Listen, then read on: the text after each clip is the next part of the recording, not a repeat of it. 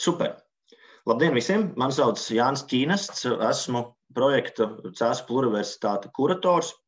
Un burtiski daži masurīgi vārdi par to, kas mēs esam, ko mēs darām tiem cilvēkiem, kas varbūt pirmo reizi ir pieslēgušies vai arī nav lietas kursā. Cēsu Pluruniversitāte ir abstrakts, bet pietiekoši reizē arī reāls projekts, kurš nākamo 30 gadu laikā cenšas un centīsies uzdot divus vienkāršus jautājumus, kas ir ļoti sarežģīti jautājumi patiesībā.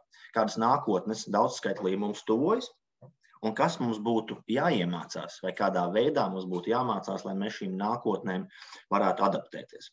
Tas būtu varbūt tāds no pedagoģiskā mācības satura tāds ietver jautājums, bet lielais jautājums ir, vai ir iespējams uzbūvēt universitāti, neuzbūvēt vienu jaunu ēku. Un tas, ko mēs cenšamies darīt, mēs cenšamies aplūkot globāli, lokālā tvērumā CES kā vienu lielu skolu. Un projekts sākās pirms gada. Šobrīd mums aiz muguras ir apmēram 20 lekcijas, kuru lielākā daļa ieraksti pieejami mūsu YouTube kanālā. Mums aiz muguras ir vasaras skola, kuras procesa laikā radās arī ideja par šo sarunu. Pirms 2 nedēļām mūsu šo te pirmo semestri, tā varētu teikt, pavasarī mēs izmēģinājām spēkus ar 0. semestri lekcijām. Šo pirmo semestri sāka mūsu komandas dalībniece, cilvēku ekoloģijas studente Tīna Alise Drupa ar priekšlasījumu par atkritumiem. Un galvenā tēze, ar kuru Tīna nāca klajā, vai vismaz man personīgi, manuprāt, galvenā tēze, kā tāds takeaways no šīs sarunas bija, ka stāstā par atkritumiem ļoti svarīgs stāsts ir par attiecībām. Par mūsu attiecībām ar apkārtējo pasauli, par mūsu attiecībām pašam ar sevi, par mūsu attiecībām ar citiem cilvēkiem. Lieta ļoti vienkārši, mēs esam ļaunīgi un neforši pret citiem cilvēkiem. Visticamākais, ka mēs nespēsim arī forši uzturēt attiecības ar lietām. Un tad tas mūžīgais jautājums, vai lieta ir dzīva vai nedzīva, vai rokas pulkstenis mūsu rokā, vai iPhone kabatā ir daļa no mums, līdz ar to daļa varbūt no kaut kā dabiska, kas esam mēs kā cilvēki. Un līdz ar to arī saruna šodien. Šodienas sarunas tēma – dialogs par dabisko, bet es jau ceru, ka daudz vairāk saruna, nevis dialogs. Dialogs par dabisko, dualitāte, dabiskais, mākslīgais, kurā brīdī, kur un kad, kāpēc dabiskais kļūst par mākslīgo un otrādi, vai mūsdienās jēdzienam daba vispār ir jau kāds sakars ar dabiskumu. Un galā, ja cilvēka dabā, arī atsaucoties uz manu draugu kolēģi un arī vasaras skolas mentoru filozofu Helmutu Saunu, mums būtu jāizvairās lietot tādu lietu kā apzīmējums vai izteikums cilvēka dabā, bet ja cilvēka dabā ir kaut ko radīt, vai viss mākslīgi radītais galā nekļūst dabisks. Tas ir dažos vārdos ievadā par šīs dienas sarunas uzstādījumu, bet pirms es uzdodu atklājošo jautājumu Agnesei un Klāvam, neliels stāsts divi mazi stāsti, viens no pagātnes un viens no tagadnes. Bernards Štīglers, franču filozofs, šogad augustā mira, esej krājumā dizaina filozofijas lasītājs, Design Philosopher Reader, ko sastādījusi ir pētniece Anne-Marie Willis, pašā pirmajā esejā atsaucas uz Platonu, uz Protagoru, ja nemaldos, un uz šo stāstu par Prometēju un viņa brāli Epimēteju. Tad seno grieķu mitoloģija, sengrieķu, un pienāk brīdis, kad dievi vēlas radīt dzīvās būtnes. Un šis mirklis tuvojas un tiek pasaukts pie sevis Prometējs un Epimētejs, un viņiem lūdz dievi aprīkot visas dzīvās būtnes, ja piešķirt šīm topošajām, kas tūlīt nirs no zemes ārā, no zemes elementiem taisītas, no uguns un no vispārējā, lai viņiem galā būtu savs kaut kāds ekipējums. Un Epimētejs, kā tāds ambiciozs, bet vismaz atsaucas uz Štīgleru negudrais Prometēja brālis, izlūdzas Prometējam šo iespēju visas dzīvās būtnes apdarināt ar savām ietaisēm, tā var teikt. Un galā, kad viņš būs darbu pabeidzis, tad viņš lūgs Prometēju to visu aplūkot. Un viņš piešķir tiem, kas ir maziņi un vāji, piešķir ātrumu, tiem, kas ir lieli un kusli, viņu ķermeni padara par instrumentu, tiem, kas slikti redz, tiem piešķir labu dzirdi, un viņš vadās pēc tāda kompensācijas principa, ko uzsver arī Štīglers. Neviena suga nedrīkst iznīkt, visām sugām ir jāspēj savstarpēji sadzīvot, un tam, kas nav vienai, būs citam. Bet, ņemot vērā, ka Epimētejs, atsaucoties vēlreiz uz Štīgleru, ir muļķais brālis Prometējam, viņš aizmirst par cilvēkiem. Un tas ir tas mirklis, kurā šajā stāstā, kurā parādās Prometejs. Un par cilvēkiem viņš ir aizmirsis, un cilvēki ir kusli, kaili, neko nevarīgi, bet viss ir izdalīts. Visas tās ietaises un angliski devices, kā šajā esejā rakstīts, ir izdalītas, un cilvēks ir palicis tāds vājš un nīkulīgs. Un te parādās Prometejs ar to, ka viņš nozog ne tikai uguni, Hefajstam un Atēnai, bet arī dažādas mākslas, jeb tehni no grieķu valodas. Tad tehnoloģijas dāvina cilvēku. Un Štīglers turpina šo stāstu tieši ka šajā aizmirstībā, ka cilvēks ir aizmirsts un bijis vājš, un kad bijusi nepieciešamība kaut ko nozagt un cilvēkam iedot. Parādās pasaulē cilvēks. Tātad šī vājā būtne, kas ir spējīga radīt. Ņemot vērā, ka mums no Dieva zakta ir uguns un mākslas, tāpēc mēs viņus pielūdzam un atsaucamies uz viņiem, un mēs apzināmies savu mirstību, bet šīs sarunas kontekstā tas būtiskais aspekts šajā visā ir tas, ka mēs esam dzīvnieki, par kuriem aizmirsa, vismaz balstoties šajā stāstījumā un Štīglera lasījumā, un ka mūs par cilvēkiem padara tas, ka mums iedeva prasmes kaut ko radīt. Vismaz atsaucoties. Un te ir mans pirmais jautājums, un šajā brīdī es lūkšu gan Agnesi, gan Klāvu, un es arī pārstāšu šērot ekrānu. Mans pirmais jautājums jums, un es jau ceru, ka mums pēc tam tā saruna aizies ļoti organiski. Kāds dzīvnieks ir cilvēks?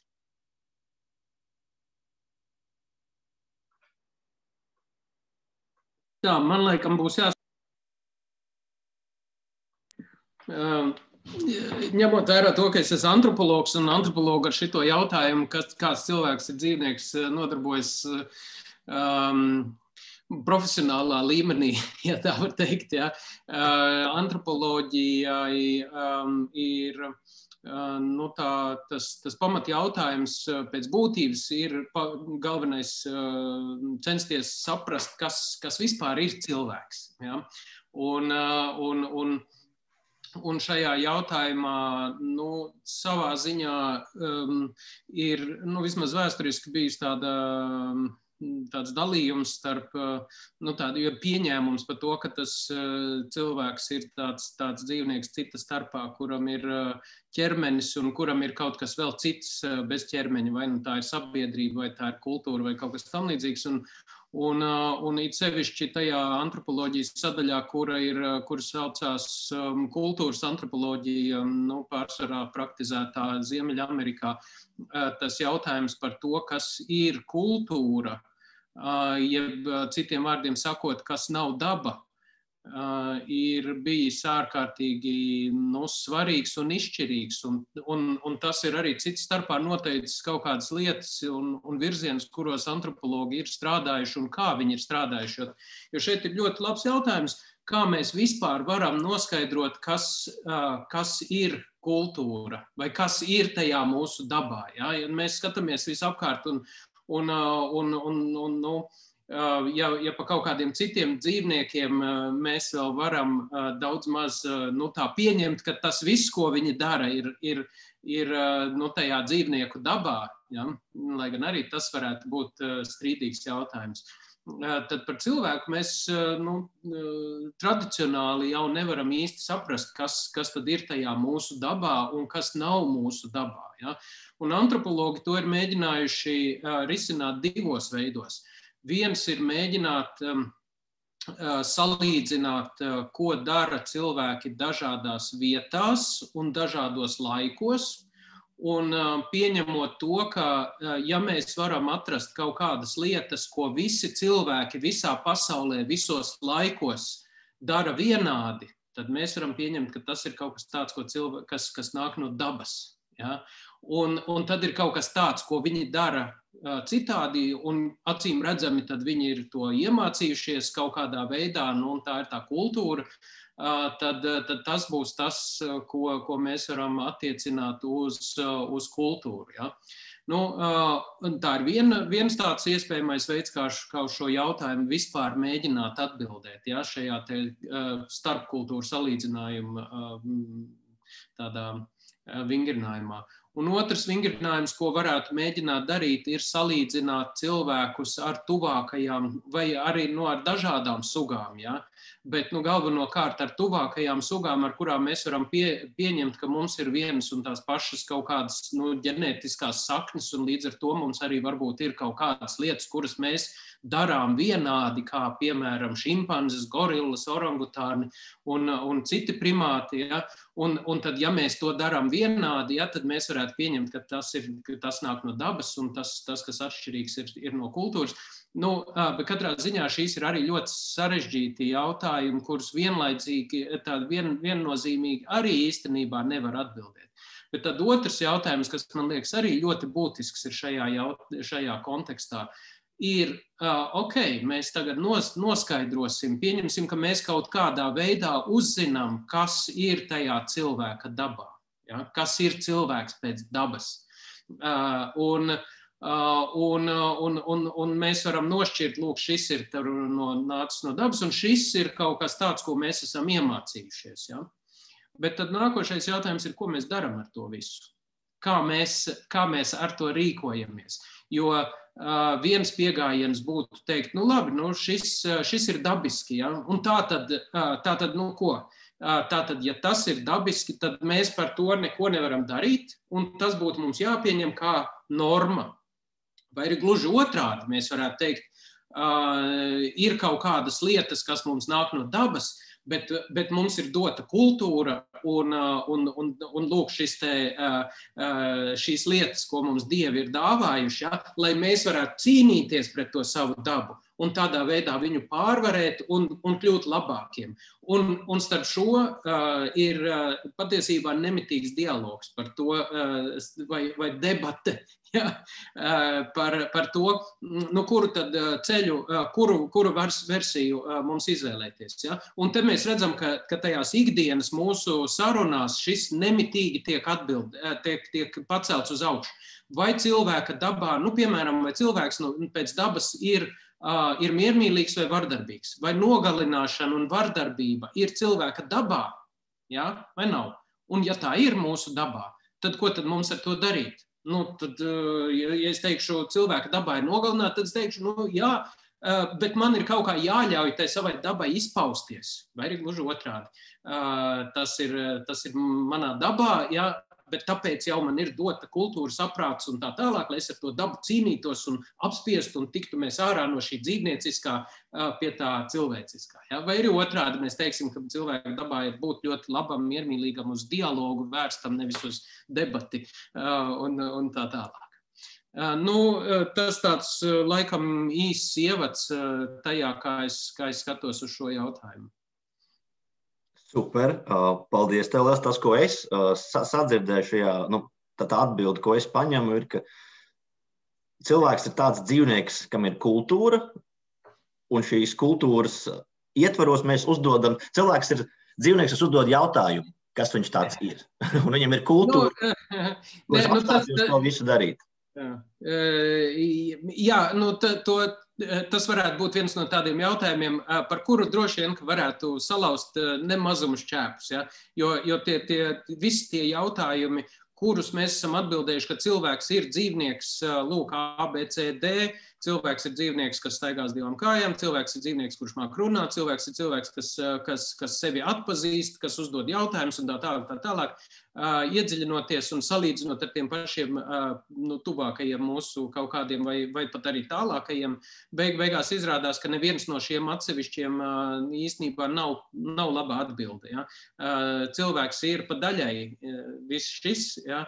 bet nekas no tā visa viņu tā radikāli neatšķir no daudziem citiem. Tā kā tas nav tik vienkārši, es gribēju teikt. Un ļoti labi, ka tas nav vienkārši. Manuprāt, šis gads ir pierādījums, ka mums nevajadzētu meklēt vienkāršas atbildes. Ok, labi. Agnese, kāds ir tavs skatījums uz to, kāds dzīvnieks ir cilvēks? Labdien. Klaus sev pieteica kā antropologu. Varbūt, ka man arī sākumā ir jāpiesaka, kas ir tā perspektīva, no kuras es runāšu, jo Nu jā, man ir vairākas nodarbošanās, bet iespējams, ka šeit vislabākā būtu mana kustība pedagoga un somatiķa un kaut kādā ziņā varbūt arī kā garīgas fiziskas būtnes perspektīva.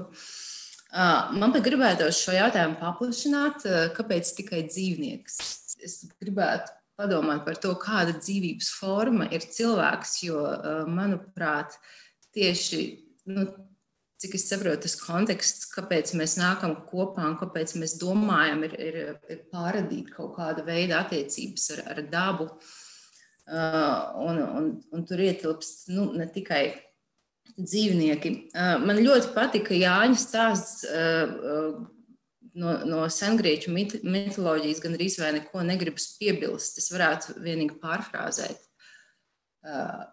Mums ir dots prāts. Tas ir tas, ko es kā iekšējais antropologs sevi skatoties varu vienīgā atšķirība, ko es varu konstatēt, ir, ka mums ir dots prāts un valoda un spēja uz abstrakciju un spēja būvēt un veidot abstraktas struktūras,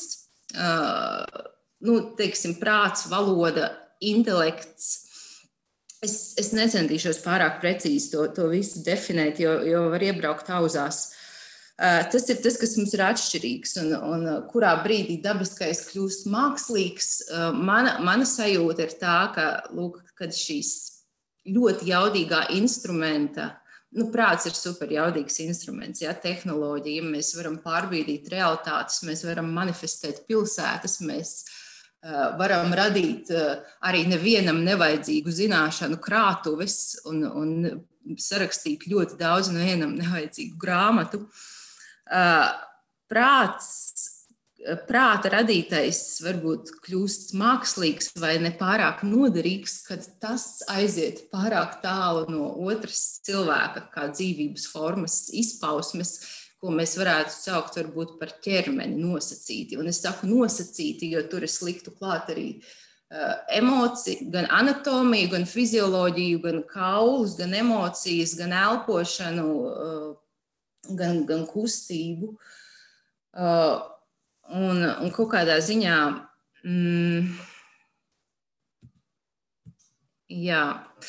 valodai pašai par sevi piemīt tendence mūs kaut kur vilkt un kaut kur aizvilkt. Un tas, ko es vēlos, mēs rietumu sabiedrību kaut kādā ziņā esam jau diezgan sen abstrakciju dominēta sabiedrība, un daži domā, ka tas sākās ar Dekartu, domāju tā tad esmu, kas ir apgalvojums, kuram es radikāli nepiekrītu. Bet par to es varu pateikt vēlāk.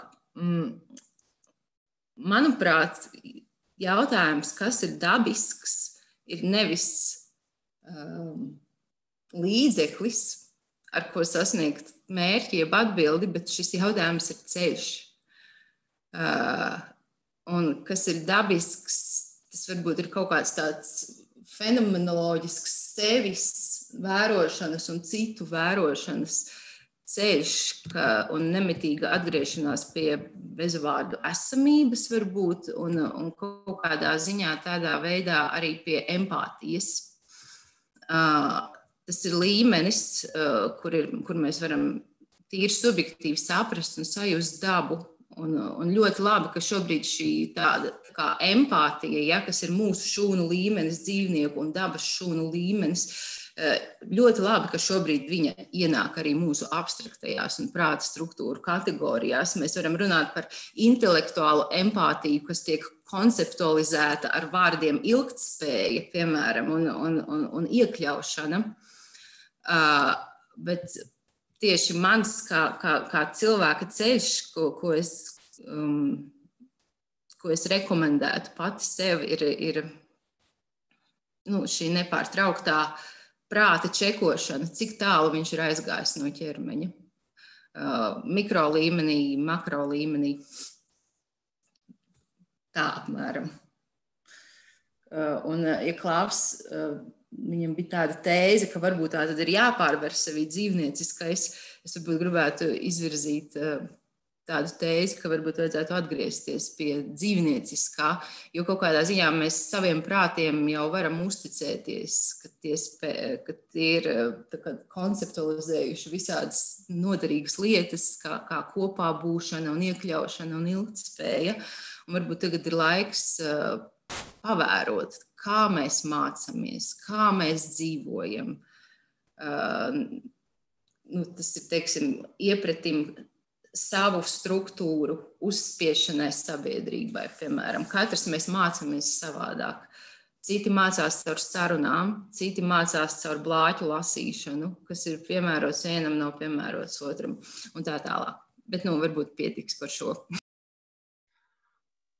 Super, man ļoti aizķērās, es pierakstīju ar sarkanu, ka prāts nedrīkst cilvēku aizvest pārāk tālu prom no ķermeņa. Un es nezinu vēl, ko iesākt ar to, bet kaut kas man ļoti visā aizķērās, un tas man būs labs pārdomu tēma par šo visu, bet forši, ka ieskicējās antropoloģiska,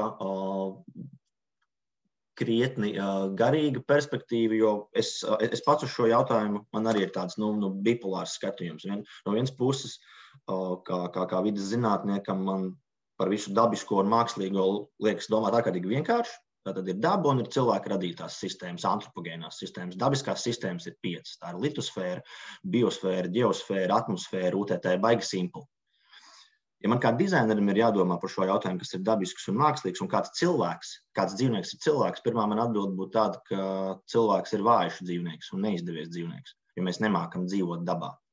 Vidējais sugas ilgums aptuveni 1 miljonus gadu, ja mēs ņemam homo sapiens, traļi vaļi, klausuri iespējams dokumentēt precīzāk, un mēs esam kolosāls sūdzes paspējuši savārīt savā īsajā zemes pieredzes laikā kā suga.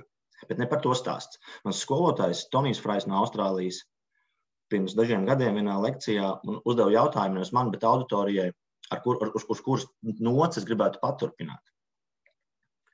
Viņš uzdeva jautājumu, kas ir pirmais, kas mums kā moderniem cilvēkiem pieskarās pēc dzimšanas. Un tā viņa atbilde bija ļoti, ļoti provokatīva, un man viņa uz visu mūžu paliks atmiņās. Mums pieskarās ārsta roka, kas ir tērpta gumijas cimdā. Tad pirmais, kas mums pieskarās, ja mēs runājam par rietumu civilizāciju, par to, ko mēs varam likt pēdiņās, kā attīstīt sabiedrību, par cilvēku, kurš piedzimst, dabiski piedzimst slimnīcā. Pirmais, kas viņam pieskarās, ir gumijā tērpta roka, un nākamais ir metāla šķēres, kas pārgriež nabas saiti. Un tikai tad mums pieskarās tīri cits cilvēks. Līdz ar to šis jautājums par cilvēku kā par dabisku būtni ir bezgalīgs, un es ceru, ka mums viņu izdosies arī šodien pašķināt nedaudz vairāk. Līdz ar to, ņemot vērā, ka foršs konteksts jau parādījās, mans nākamais jautājums, un es aicinu visus dalībniekus šajā sarunā padomāt par jautājumiem un rakstīt viņus čatā vai celt roku un dosim iespēju uzdot. Vai ir kāda vieta, kur vienlaicīgi nepastāv gan mākslīgais vai dabiskais? Tātad vai kaut kur pasaulē ir tā, kurā ir tikai dabiskais, vai atkal no otras puses tikai mākslīgais? Ja es gribētu piebilst, ka es gluži tā nedomāju, ka cilvēkiem vajadzētu pārvarēt sevi dzīvniecisko. Es teicu, ka tas ir viens no veidiem, kā atbildēt uz jautājumu pēc tam, kad mēs esam noskaidrojuši, kas ir dabiskais un kas ir mākslīgais. Bet kopumā man attieksme pret šo dalījumu ir tāda, ka tas ir mūsu rietumu kultūras kategorija, kurā mēs domājam. Tam nav objektīva pamata. Tā nav tādas lietas kā dabiskais vai mākslīgais.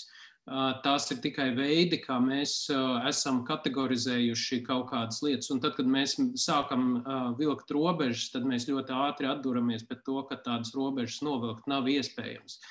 Piemēram, vai gorillas izveidotā guļvieta ir dabas veidojums, vai tas ir mākslīgais, vai tas pieder pie mākslīgā, vai tas ir dabīgais, vai lapsas ala vai āpša ala mūsu mājā pieder pie dabīgā vai mākslīgā. Es neesmu pārliecināts, ka mēs varam ļoti viennozīmīgi šo atbildēt.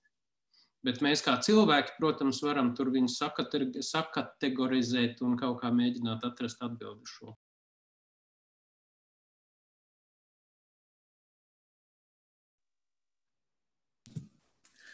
Varbūt man vispār negribētos šausmīgi pretstatīt to,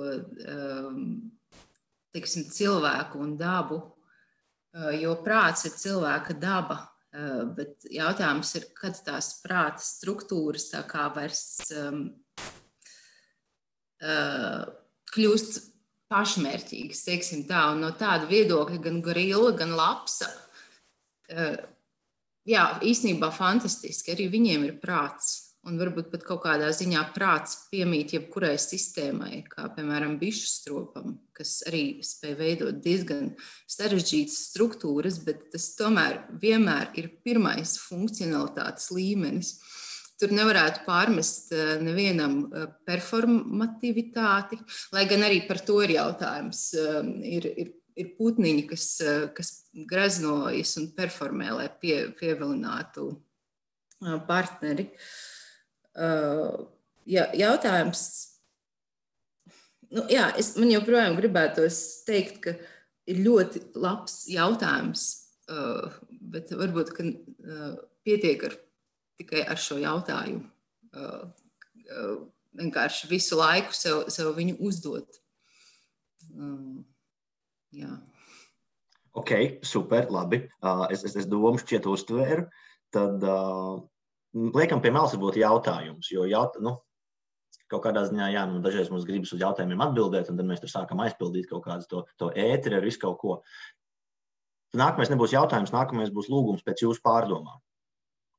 Un es par šo lūgumu varu teikt paldies savai sievai, kas studēs mākslas zinātni, un viņas nāk šis nākamais, kā varētu teikt, virzījums, ja tā varētu teikt. Ir tādas divas ļoti dabiskas lietas, kā skaistums un kā intelekts. Ko jūs domājat par mākslīgo skaistumu un mākslīgo intelektu?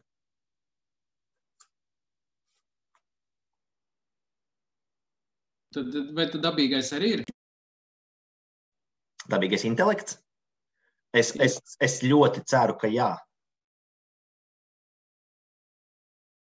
Es nezinu, kāds varētu būt tas piemērs dabīgam intelektam. Zinātkāre. Zinātkāre ir dabiska? Jā, tas filozofisks jautājums, vai tā zinātkāre radusies ir pirms zināšanām, un vai intelekts pastāv bez zināšanām. Bet atgriežoties pie jautājuma, ko jūs domājat par, labi, vienkāršosim, noliekam malā intelektu, pieliekam klāt kaut ko tādu interesantāku. Ko jūs domājat par mākslīgu skaistumu, un vai vispār eksistē kaut kas tāds kā mākslīgs skaistums? Kas ver durvis mūsu sarunas turpinājumam par mākslu parunāt? Laikam, es atbildētu šos laikam tā. No vienas puses ir zināms, ka skaistums kā tāda estētiska sajūta ir lielā mērā kultūras konstruēts. Ja? Mēs viens otram iemācām, kas ir skaisti un kas nav skaisti, un tas laika gaitā pietiekoši strauji mainās. Ja? Tas, kas šodien, tas, kā mēs izturējāmies, ģērbāmies, izskatījāmies pirms 5-10 gadiem, un mums toreiz likās, ka tas viss ir baigi skaisti, šodien vairs tik skaisti galīgi neizskatās. Ja. Tas tā tad ir kaut kādā ziņā konstruēts. No otras puses ir pietiekoši daudz jau pētījumi un arī tādi apsvērumi, kuri saka par to, ka acīm redzam mums ir kaut kādas estētiskās preferences, kas liek mums gandrīz vienmēr atpazīt kaut kādas lietas, kuras mums patīk tīri vizuāli, vai arī kaut kādām citām maņām. Ja? Mums droši vien par skaistumu mēs šeit runājam galvenokārt, labi, varētu arī runāt kaut kādā intelektuālā skaistuma ziņā, ja? bet pieņemsim, ka tikai runājam par vizuālo skaistumu. Ka patīkami skatīties ir uz simetriskām sejām, ja? Vai uz noteiktām ķermeņa proporcijām pretēji cita veida ķermeņa proporcijām, un pastāv iespēja, ka daļa vismaz no šī ir kaut kādā ziņā mums iedzimta noteikti, tādā ziņā, ka predeterminēta, ja, un tā tad iekodēta mūsu DNS, un tāpat arī citu dzīvnieku. Ja, citiem dzīvniekiem patīk noteikta veida citi viņu sugas brāļi un māsas. Ja, tādā ziņā tur ir gan dabiskā, gan nedabiskā vai kultūras komponenti, ja mēs tā skatāmies. Es gribēju iekomentēt. Es vispār Jānim gribēju pateikt, man liekas, ka jautājumi ir derīgi, jo tie ir transporta līdzekļi. Drīzāk man ir problēma ar atbildi. Varbūt mēs vienkārši varam apdzīvot teritoriju, kur jautājums ved, mēs kaut kā varam apmēbelēt šo teritoriju, bet nav teikts, ka atbilde ir tikai matemātikā. Es tā pieļauju. Skaistums kā kultūras konstruēts un iepratim tam, ka skaistums tomēr ir arī fizioloģiski, funkcionāli un emocionālo vajadzību kaut kāda noteikts. Un šajā ziņā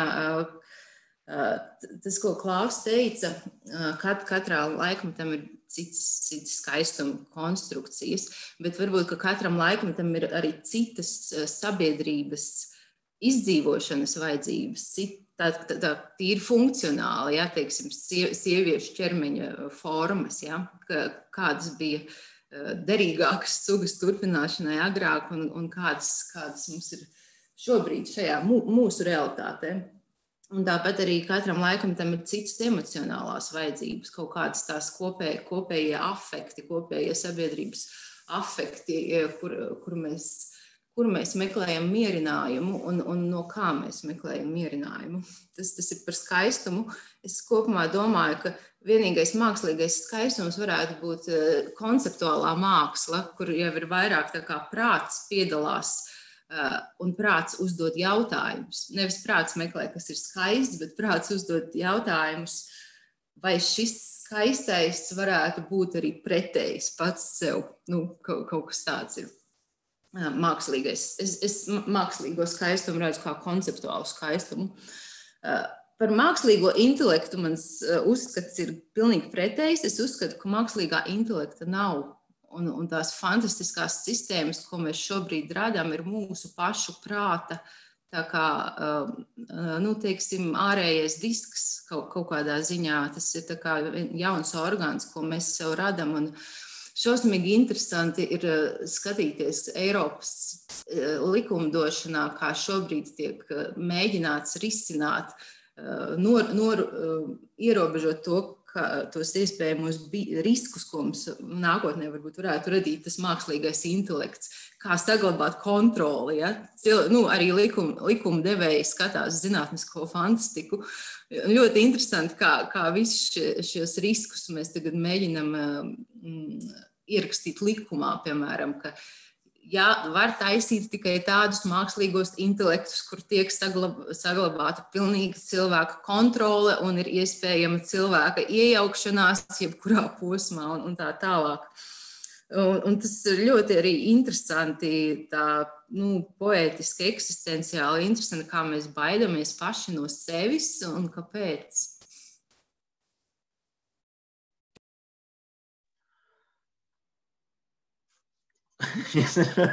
Kāpēc mēs baidamies paši no sevis? Es domāju, tāpēc, ka mums ir bail no sevis, jo mēs redzam, uz ko mēs esam spējīgi. Ja es varu atbildēt tā personīgi, es domāju, ka mums ir bail no sevis, jo ir pamats baidīties. Visapkārt notiekošais, man liekas, ļoti spilgti parāda to, ka mums ir pamats baidīties. Bet Šis ir foršs aspekts par bailēm, jo viņas iezīmē kaut kādu tomēr, tādu arī varbūt grūtāku teritoriju, kurā orientēties vai mēģināt orientēties ar šo jautājumu palīdzību. Un krietnu daļu, un lielāko daļu no jautājumiem mums CES Pluruniversitātes komanda, jaunieši un studenti ir rakstījuši, un te ir viens, kurš ļoti labi iederās ar to, kāpēc mēs baidāmies no tā, ko mēs paši radām. Man šķiet, ka viņš ir iederīgs. Un tas jautājums ir tāds, vai ļaunums ir dabisks?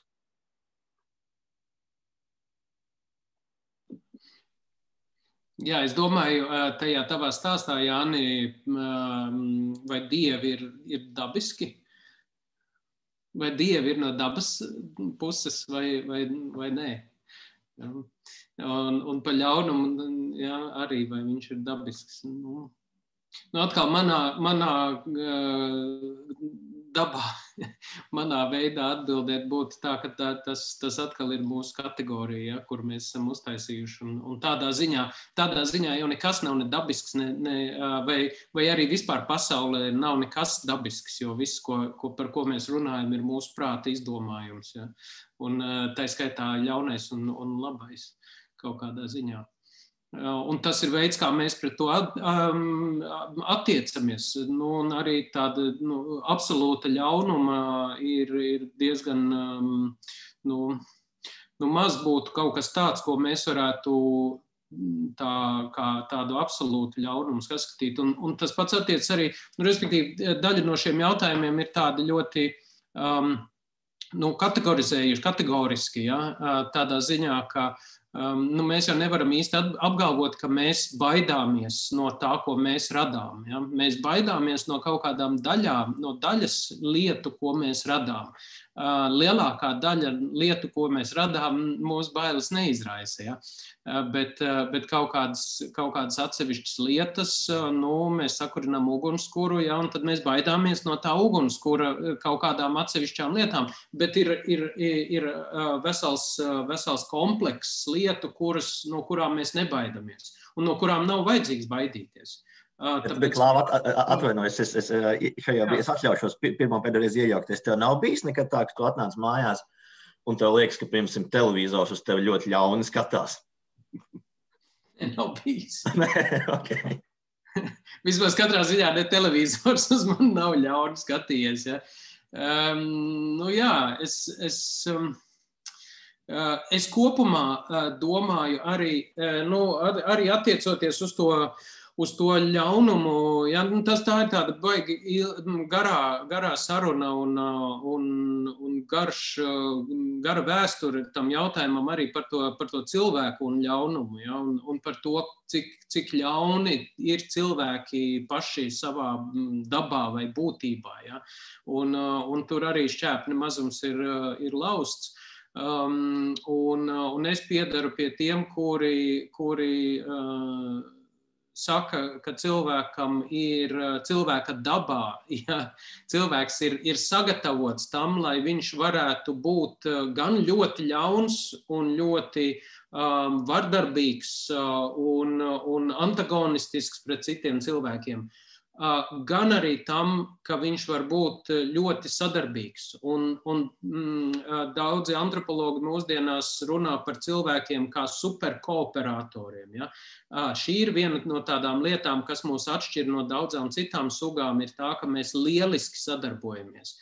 Mēs spējam sadarboties vislabāk par visām citām sugām zināmajām. Ja? Neviena tik labi nespēja sadarboties, un tā ir arī mūsu tāda uzvarošā formula, kur mēs esam. Protams, ka tai nāk līdzi otra puse, mēs varam sadarboties gan labām, gan sliktām lietām. Cilvēki ir vienīgie, kas tā, nevar gluži teikt, ka pilnīgi absolūti mēs esam vienīgie, kas var nodarboties ar kardarbību. Ja? Kaut kādā ziņā mēs varētu teikt, ka arī šimpanzes to pieprot. Respektīvi organizētā grupā iet slepkavot citu grupu pārstāvis.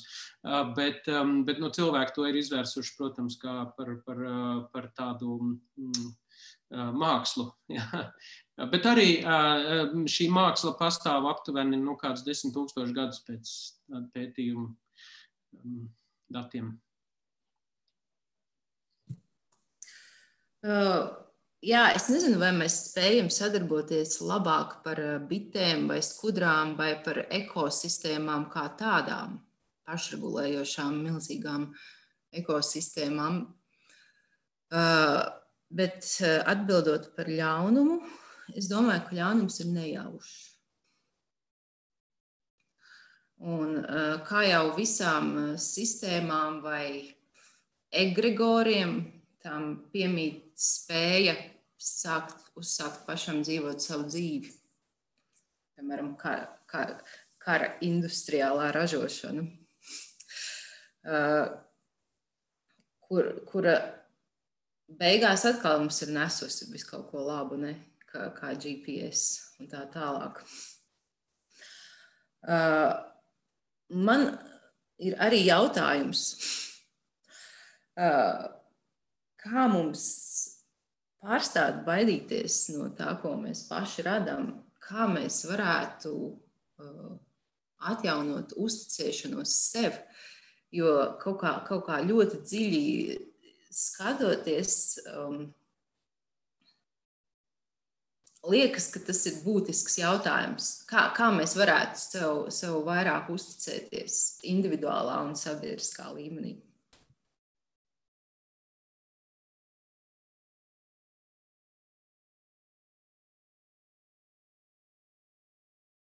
Bet vai tev šķiet, ka mēs neusticamies? Ja mēs baidamies no lietām, ko mēs paši radām,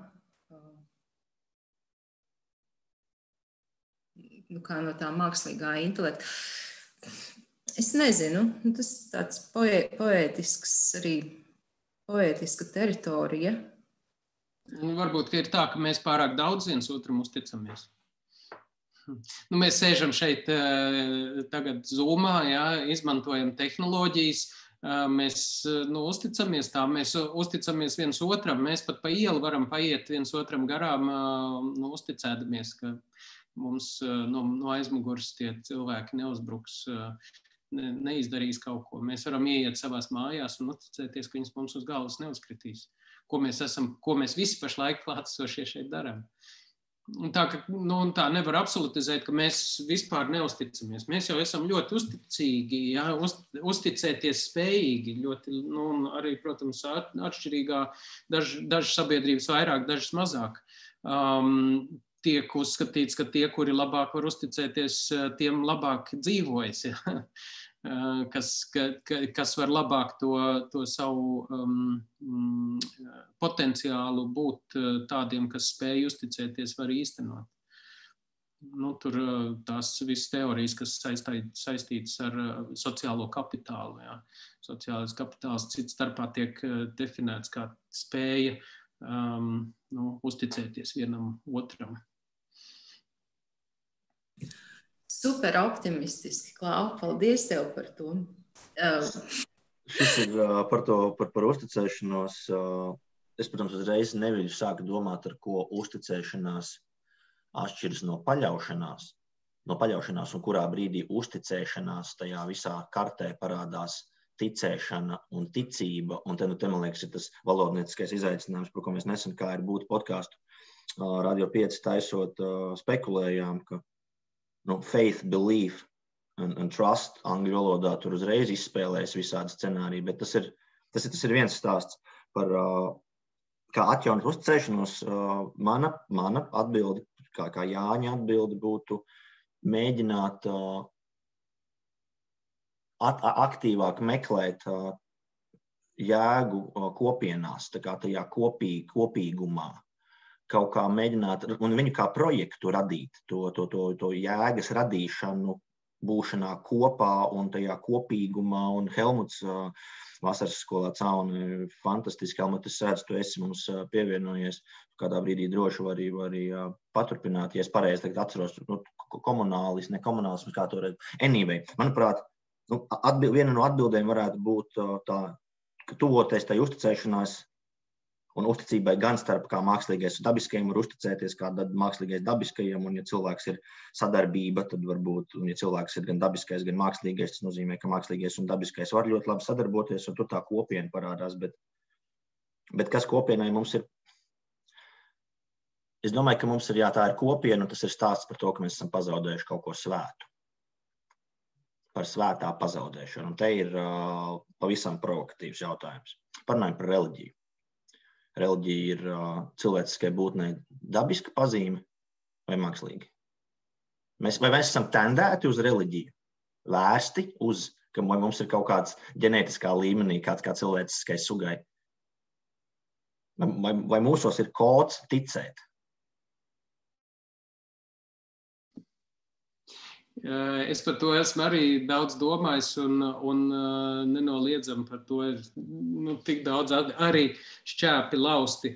Man patīk domāt, un es piekrītu, ir tāds angļu franču antropologs Maurice Bloks, kuram ir tāds rakstiņš grāmatas nodaļa, kur saucās Why Religion is Nothing Special but Essential. Ja? Un viņš saka, ka viena no cilvēka prāta veidiem, tādām fundamentālām īpašībām, kā mēs domājam, ir, ka mēs spējam domāt tādās transcendentālās kategorijās. Un cita starpā mēs viens pret otru izturamies nevis vienkārši balstoties uz savu tiešo pieredzi, bet arī uz tādām nosacīt, varētu teikt, sociālo lomu pamata. Ja? Respektīvi, mēs pieņemam, ka ka mēs par cilvēkiem zinām vai domājam ne tikai balstoties uz to, ko mēs esam pieredzējuši personiski, bet arī kas viņiem ir no tādas iedomātas komponentes. Ja? Piemēram, mēs satiekam uz ielas cilvēku, viņš ir noteiktā formā apģērbts. Un mēs ne tikai pret viņu izturamies tā, kā mēs esam pirmo reizi satikuši šo cilvēku, neko par viņu nezinām. Nē, mēs jau par viņu kaut ko zinām, tā mums šķiet, tāpēc, ka viņš ir noteiktā veidā apģērbts. Ja? Un Maurice Bloks šo sasaista kopā ar reliģiju un saka, ka mūsu prātā šīs vietas, kur glabājas tādas informācija, kura nāk no šīs iedomu pasaules, un tā informācija, kura nāk no tiešās pieredzes, neglabājas kaut kādās divās dažādās kastītēs, bet vienā kastītē. Respektīvi, tas veids, kā mēs veidojam izpratni par pasauli, ir cieši saistīts ar fantāzijām, ar lietām, kuras mēs tikai pieņemam, kuras mēs tikai iztēlojamies. Piemēram, es neesmu bijis Japānā, ja? Bet es zinu, ka tur dzīvo tādi cilvēki, kādi tur viņi ir. Viņiem tur ir visādas paradumi un dīvainas lietas, ko viņi dara un kā viņi dzīvo, un viņiem ir imperators un vēl kas tikai tur ne. Ja? Es tur nekad neesmu bijis. Ja? Es nekad viņus patiešo neesmu redzējis, respektīvi tā ir mana fantāzija pasaule, kurā šī, un tāpat jau jebkas, ko mēs konkrēti tieši šajā mirklī neredzam. Un reliģija ir tikai daļa no šīs te lietas. Ja? Un tikpat labi, kā mēs varam iztēloties un iztēlojamies Japānu, tā mēs iztēlojamies Prometeju, tā mēs iztēlojamies Platonu. Ja, varbūt, ka viņš ir, varbūt, ka viņš nav bijis kādreiz, bet mūsu prātā viņš ir vienā kastītē esoša informācija. Un tādā ziņā tā ir nekas īpašs, bet būtiska sastāvdaļa. Jā, jautāt man par reliģiju un garīgumu, tas ir kā atvērt Pandoras lādīti. Bet es mēģināšu atbildēt vienkārši. Es pieņemu, ka mūs vairāk interesē runāt par garīgumu, nevis par reliģiju, vai ne? Jo reliģija varētu būt atkal kaut kas jau uz to mākslīgā pusi. Tā ir struktūra, ko veido prāti kolektīvi, cenšoties kaut kā iemiesot un nostabilizēt šo garīgumu. Manuprāt, garīgums kā tāds ir dabisks. Un man ir tāda tēze, ka iespējams, mēs esam it kā ieraduši par garīgumu domāt kā kaut kādu it kā augstāku kategoriju. Bet man ir tāda tēze, ka iespējams tas, ko mēs liekam zem vārda garīgums, ir mūsu alkas un ilgas atgriezties nepastarpinātās attiecībās ar esamību, kāda ir pieejama gan dzīvniekiem, gan, piemēram, scēnēm, ka tā ir kaut kāda, kas ir, piemēram, paņemsim vienu piemēru, visās garīgajās tradīcijās ir tā kā pateicība, kā būtisks elements. Un kas ir pateicība? Tas ir kaut kādā veidā tas, ko, piemēram, dara suns, kad viņš ierauga peļķi un tajā metas izvārtīties. Tā ir vienkārši kaut kāda sajūsma par to, ka tu esi dzīvs, kaut kāda pateicība par dzīvības dāvanu. Un vienkārši sastopoties ar šo mūsu sarežģīto prātu, tas viss kļūst par kaut kādām baigajām struktūrām un ezotēriskajām mācībām, bet man liekas, ka tā ir kaut kāda mūsu elementāra arī tāda pašatīrīšanās funkcija, emocionālā labklājība un emocionālā higiēna un alkas pēc sevis uzlabošanas un alkas pēc tādas nesašķeltas un tiešas esamības. Un tādā ziņā, manuprāt, garīgums ir dabisks. Es, piemēram, nezinu, kas īsti ir garīgums un ar ko tas atšķiras no tādas reliģiozitātes, ja vienīgi tajā ziņā, ka tur viens ir saistīts ar kaut kādām institūcijām, varbūt, un otrs nav ar institūcijām. Bet es domāju, ka daļa no tā, ko mēs saucam par, ko mēs attiecinam uz šo garīgumu, vai arī uz kaut kādām reliģiskām izjūtām, nezinu, piemēram, tāda kristietības mācības pamata idejas par savu tuvākā mīlēšanu, kas ir negluži svešas, tāda vēlme būt pret pārējiem ļoti labdabīgam, draudzīgam, tādam, kas uzupurējas citu labā un tā tālāk. Es pieņemu, ka daļa no šīs lietas, kāpēc mums šķiet, ka tas ir kaut kas dievišķs, ir tāpēc, un tā tad saistīts ar kaut kādām pārākām, augstākām kategorijām, ir tas, ka šīs ir lietas, kuras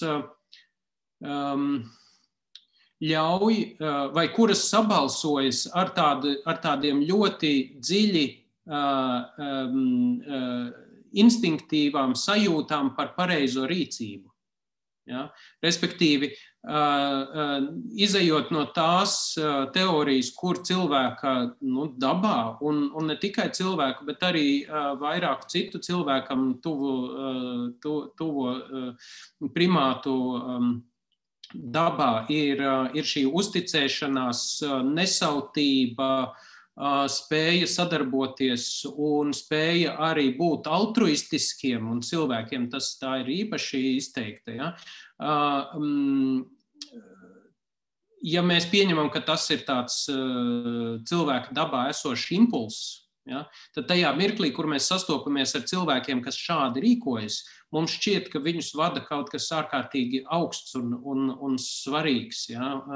Un tas liek mums domāt par kaut kādu tādu augstāku spēju. Ja? Mēs esam sekojuši līdzi, lai gan ikdienas dzīvē mēs esam apguvuši tās zināšanas un šo tādu nosacītu cinisko mācību, ka īstenībā jau uzticēties nevajag.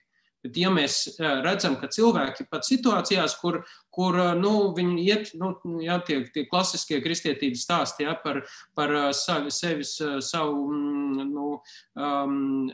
pēdējo apģērba gabalu izdalīšanu citiem cilvēkiem, neskatoties uz to, ka šie cilvēki varētu viņus piekrāpt un tā tālāk. Ja? Tas iespējams runā ar mūsu ļoti svarīgām tādām fundamentālām instinktīvām sajūtām, ja? Ka tas ir labi un pareizi. Bet tikai mēs nevaram saprast, kāpēc cilvēki varētu tā rīkoties, un tāpēc tad tur tiek visādas tās racionalizācijas izdomātas, lai to pamatot, ka tas ir no turienes un turienes. Vai ka tas nāk no kaut kādām ļoti dziļām mācībām, bet iespējams, ka tas vienkārši nāk tāpēc, ka cilvēki seko saviem instinktiem un neseko šīm mācībām, kuras mums liek domāt citādāk. Jā, varbūt es vēl piebildīšu, ka, jā, protams, ka tās mūsu alkas pēc drošas un patīkamas kopā būšanas ir arī ļoti, ļoti svarīgas garīgumā, bet kaut kā man intuitīvi liekas, ka tas, kas pašlaik notiek, mēs esam tiešām par daudz apdarinājuši visas savas garīgās prakses ar visādiem simboliem, un mēs patiešām esam padarījuši reliģiju par kaut ko mākslīgu. Šis ir tas gadījums, kas varbūt lietot vārdu mākslīgs par kaut ko, kas ir no kaut kurienes tā kā jāimportē sevī, bet man ir tā sajūta, ka tas ir tā kā jāizrok no sevis un no komūnas. Un šobrīd visa tā domāšana, gan visas tās jaunās idejas par kopienu, kopā būšanu, ar kurām jau tur eksperimentēt tās pašas Burning Man kopienas un jaunās organizāciju teorijas un ekofeminisms, manuprāt, caur šo mūsu domāšanu un arī zinātne kaut kā pietuvojas tam, kas agrāk mēs nevarējām izskaidrot, kāpēc ir jārīkojas labi, bet tagad jau mūsu domāšana ir tik tālu aizgājusi, ka šīs lietas tā kā viņas viena otrai tuvojas, un man liekas, nav tik tālu tas mirklis, kad tāds, garīgums būs vienkārši daļa no normālas cilvēka esamības. Nepastarpinātas attiecības ar esamību. Sarkans apvilks apkārt man kladē pierakstīts tevis, Agnes, teiktais. Es nezinu, vai mums viņas ir, vai mums ir pieejama tāda pieredze. Kaut vai tā iemesla dēļ, ka ir arī tāds teorētiķis Austrālijā, kādu laiku Carnegie Mellon štatos strādāja, Camerons Tonkinwais, kurš tieši saka, ka we as species, as beings, we are bethinged. Mēs esam aplietoti, mēs esam apkarinājuši sevi ar tik daudz, kas mums ir fundamentāli dabiski nepieciešams, lai mēs izdzīvotu, jo mēs nevaram vairs atgriezties no turienes, kuras mēs esam nākuši, līdz ar to izvirzot zināmu kritiku tam, ka ideja par atgriešanos dabā ir muļķīga, jo tas nav vienkārši iespējams cilvēkam. Bet mēs katru dienu esam daba, mēs esam šūnu līmenis. Mēs esam dzīvība matērijā. Tur nekur nav jāatgriežās. Tur vienkārši ir jāierauga tas, kas ir. Ok, labi, super. Tad jau var praktiskas dabas jautājumu izvirzīt. Kādas ietaises mums būtu ikdienā nepieciešams, lai mēs biežāk apzinātos to, ko tu tikko minēji? Meditācija, tas, ko sauc par mindfulness, kā to sauc latviski, apzinātības prakses. Man liekas, tas jau viss šobrīd ļoti populārs un visādas arī mākslas terapijas. Es domāju, ka viss, kas ir, dažas no tām lietām, protams, var ļoti labi integrēt no reliģijām, bet, es teiktu prakses, nevis tā kā teorētiska domāšana, bet prakse, fiziska prakse, somatiska prakse, kaut vai vienkārši sports, kaut ko var integrēt no reliģijām, bet reliģijas ir sevi ļoti diskreditējušas. Varbūt nevajag. Manā personiskajā pieredzē dažas no šīm reliģiskajām praksēm ir tiešām sniedz pilnīgi jaunu ieskatu. Piemēram, vipassanas meditācija, kas ir tāda diezgan tradicionāla, diezgan hardkorīga. 11 stundas dienā, 10 dienas pēc kārtas centieni atgriezties nepastarpinātās attiecībās ar esamību. Un tas varētu atgriezties pie tā, ko es teicu sākumā, mazāk domāt, bet varbūt nedaudz laiku no savas domāšanas paņemt tam, lai vienkārši tā kā būtu un pētītu, kas tu esi un kas ir sabiedrība. Es neesmu tik ļoti pārliecināts, ka mēs kaut kādā ļoti lielā mērā atšķiramies no sēnes šajā ziņā. Kam tajā mūsu ķermenī īsti nav šī nepastarpinātā saikne? Ja? Ja mēs iedomājamies, nezinu, kādu limfocītu, kas traucas pa mūsu asinsvadiem. Ja? Vai šim limfocītam nav nepastarpināta saikne ar visumu? Vai viņa saikne ar visumu ir citāda nekā jebkurai sēnei, jebkur citur? Ja? Tas ir iespējams kaut kādā mūsu prāta konstrukcijā, ja mēs sevi konstruējam kā tādu vienotu veselumu, kurā viss, ko mēs domājam, attiecas uz pilnīgi visu mūsu ķermenī. Bet mūsu ķermenis jau ir ļoti dažāds, un reizēm es esmu domājis par to, kā mēs īsti varam novilkt robežu un pateikt, ka kaut kas ir vai nav mūsu. Ja? Vai vārdi, kurus mēs runājam, ir mūsu ķermeņa sastāvdaļa, vai tie nav mūsu ķermeņa sastāvdaļa. Vai arī šīs šūnas, kuras pastāv kaut kur mūsu ķermenī, vai dzīvo uz mūsu ķermeņa, un no kuriem mēs nevaram vispār iztikt. Ja? Tad tas jautājums bija par to, kā mēs esam aplietoti, ja, ar lietām apkrauti. Bet mēs jau dzīvojam tieši tāpat kā visas citas dzīves būtnes kompleksā ekosistēmā, no kuras mēs īstenībā nekādi nevaram izrauties, un kurā mēs esam atkarīgi no miljoniem dažādu sīkbūtņu, kuras dzīvo mūsos iekšā. Ja? Un tad jautājums ir, vai šīs sīkbūtnes, kuras dzīvo mūsos, ja? Un bez kurām mēs nevaram iztikt tieši tikpat maz, cik mēs varam iztikt bez saviem limfocītiem, kuri traucas pa mūsu asinsvadiem. Vai šie ir mūsu daļa vai nav daļa, un atkal jautājums ir, kā tad viņi tur ir saistīti ar visumu, ja? Lai kas tas arī būtu, un visu pārējo. Es neesmu tik pārliecināts, ka es varētu skaidri atbildēt, pat tad, ja es piekristu šai konstrukcijai.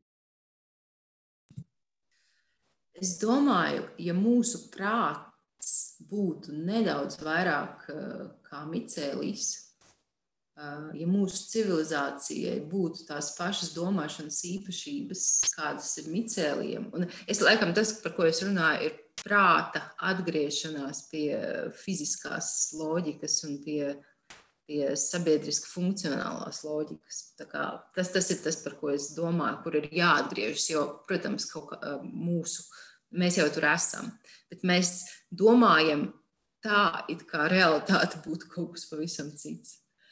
Un vienkārši, es nezinu, vai jūs esat redzējuši kolosālu filmu, bija Fantastic Fungi par micēliju, par to, kā šī ekosistēma domā un alķemizē enerģiju un kā viņi transportē barības vielas no pūstošām lietām atpakaļ uz dabu.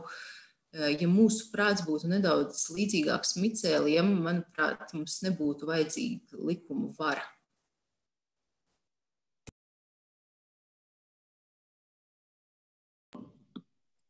Mums nav vajadzīga likuma vara visā visumā.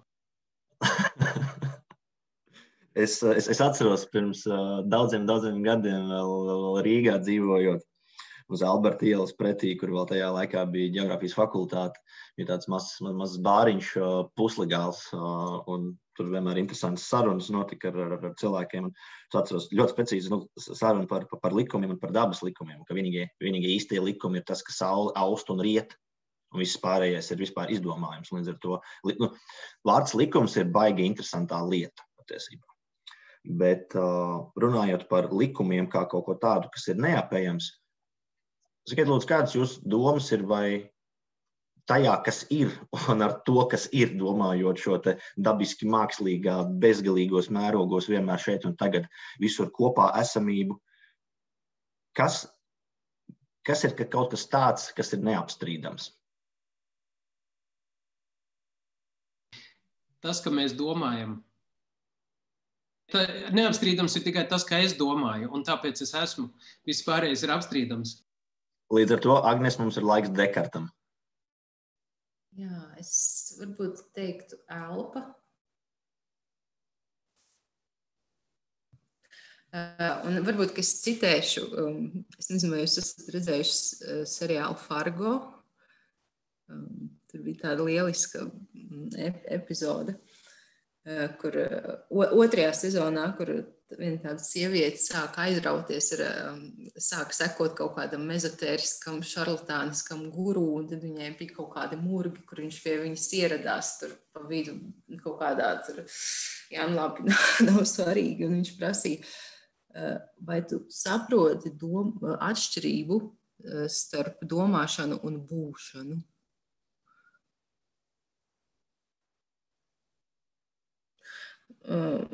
Manuprāt, domāšana ir tikai otrais esamības līmenis. Ka pirmais ir elpa, šūnu procesi. Tas tā var būt, bet kā mēs uzzināsim par to? Tu gribi teikt, ka tu nezini, tu neelpo? Kas... Varbūt es esmu sen kaut kādā mēģinē. Es nezinu, kuru neelpo. Vienīgais, ko es zinu, ir, ka es domāju. Nu. Bet vai visa mūsu, teiksim, uztveršana, vai arī tas, kā, piemēram, tava āda šobrīd jūt temperatūru, vai kur tev pieskaras apģērbs un kur pieskaras gaiss, vai arī tā būtu pieskaitāma pie domāšanas, nu, piemēram, uztveršana? Nē, es to vispārējo nezinu. Par to es neko nezinu. Es varu tikai kaut ko pateikt, nu, ka man tāda sajūta ir, tātad, nu, kas tas tāds ir? Kaut kā es to esmu aptvērs, bet kas tas ir, es nezinu. Nu...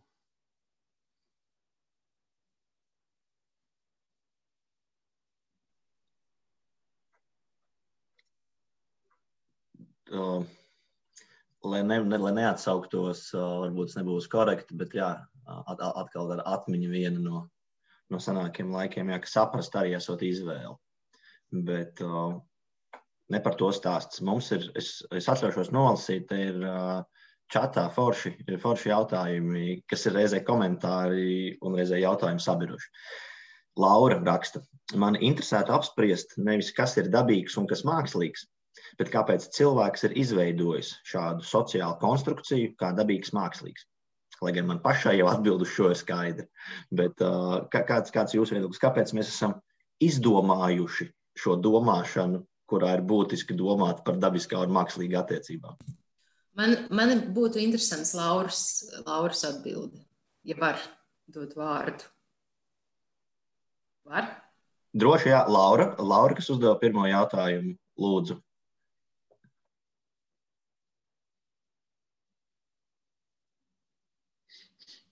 Man ziņo, ka Laura varētu būt, ka ir pirms mirkļa pametusi šo sarunu.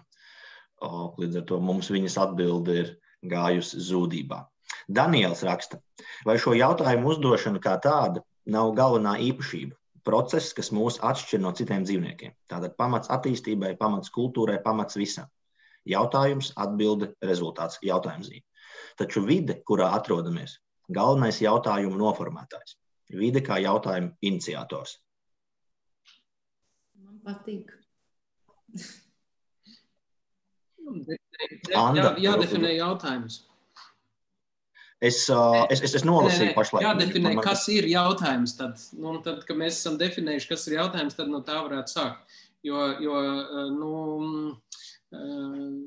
Pieļauju, ka noteiktā jautājuma definīcijā arī kaut kāds tur, teiksim, feedback loop, tā saucamais, stimuls un reakcija var arī tikt konstruēta kā interpretēt kā jautājums, un tādā ziņā mēs neesam nekas unikāls. Es varētu teikt, tu saki, ka reliģija ir nekas īpašs, bet kaut kas ļoti būtisks, un tā ir mūsu sastāvdaļa. Es teiktu, ka jautājums vienkārši ir zinātkārs pazīme. Bet, labi, ne pie tā. Andra Uskule, arī daļa no Cēsku universitātes projekta, raksta tā, varbūt zinātkāra ir robežu cirtne starp dabisko un mākslīgo.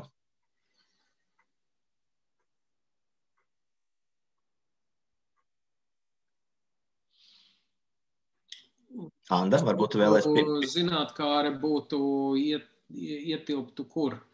Dabiskajā vai mākslīgajā? Nezinu. Principā, jebkurai dzīvai būtnei viena no daļām ir dažādi sensori, lai varētu uztvert, kas notiek apkārtnē. Tā ka jebkurai dzīvības formai zinātkāra piemīt. Ir nepieciešama vienkārši. Pats ēnē.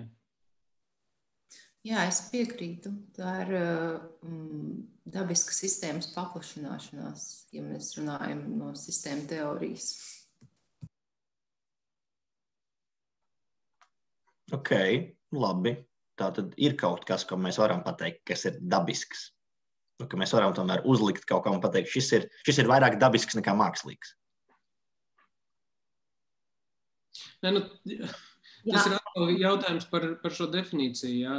Ja mēs vispār sakam, ka ir kaut kas tāds, kā sadalījums, tad izrietot no kaut kādas definīcijas, viss, ko cilvēks ir izdarījis, ir dabisks vai mākslīgs.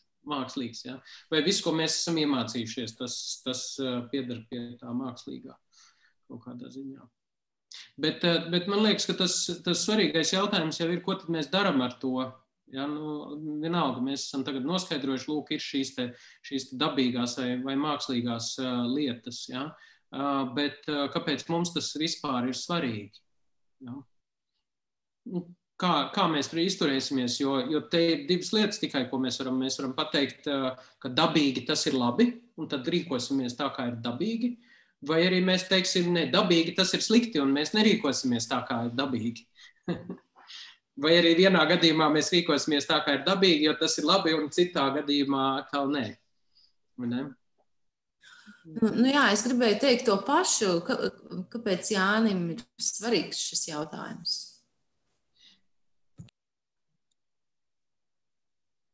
Man šis jautājums, šī ir personiska atbilde, un es nemēģinu, man jāatvainojās, jo šī sarunas mērķis nebija kļūt par Jāņa atbilžu, Jāņa jautājumu iztirzāšanu, ņemot vērā, ka šie jautājumi nāk no daudziem un dikti cilvēkiem. Šis jautājums par dabiskā un mākslīgā svarīgumu parādījās Cēsku universitātes vasaras skolā, kā viena no tādām pamata vispār tēmām, jo mēs vasaras skolas laikā pamēģinājām paskatīties uz to, kas notiek šogad pasaulē. Traks gads, nenoliedzam to. Caur 3 prizmām, caur tādu geogrāfisku skatījumu, dizainisku un filozofisku. Un tā bija tāda caurvīja tēma, kas visur vilkās cauri un atkārtojās no rīta lekcijās un vakaros diskusijās pie ugunskura tā paša vecā labā. Kas ir dabisks, kas ir mākslīgs, kādas ir dabiskas zināšanas, kādas ir mākslīgas, ar ko mākslīgas atšķiras no dabiska kvalitatīvā ziņā, vai vienmēr viss mākslīgais ir slikts, es neteiktu. Es nespēju savu dzīvi iztēloties bez daudzām mākslīgām lietām, un tajā brīdī, kad es nespēju savu dzīvi, kas man šķiet dabiska, iztēloties bez šīm mākslīgajām lietām, tās mākslīgās lietas šķiet man dabiskas kļūst automātiski. Tas ir veids, kā esmu arī ar studentiem dizaina diskursus veidojis, kas bija arī uzstādījumā. Ja cilvēka dabā ir radīta, tad iespējams, ka viss mākslīgi radītais patiesībā ir dabisks, jo tā ir mūsu daba. Tāpat kā iespējams mūsu dabā varbūt ir mīlēt, un tam būtu jābūt pamatu uzstādījumam dabas aizsardzībā. Kāpēc daba ir jāsargā, jo mūsu dabā ir mīlēt. Līdz ar to sargājot dabu, mēs nosargāsim savu dabu, kas ir mīlestība. Ļoti tā izvērst atbildot. Bet pirms es dodu vārdu, es zinu, ka Ričards vēlas iesaistīties. Ļoti vienkārši dabas jautājums. Kas ir dabiskāks? Katedrāle vai mākslīgais intelekts?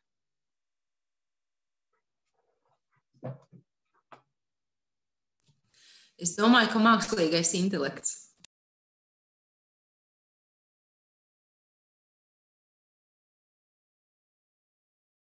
Man nav atbildes. Nav neviens, ne otrs.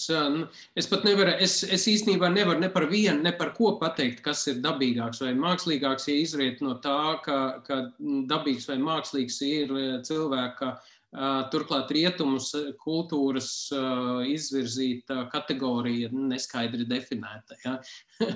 Tā kā tajā tur nav atbildes, kuru es varētu pieņemt.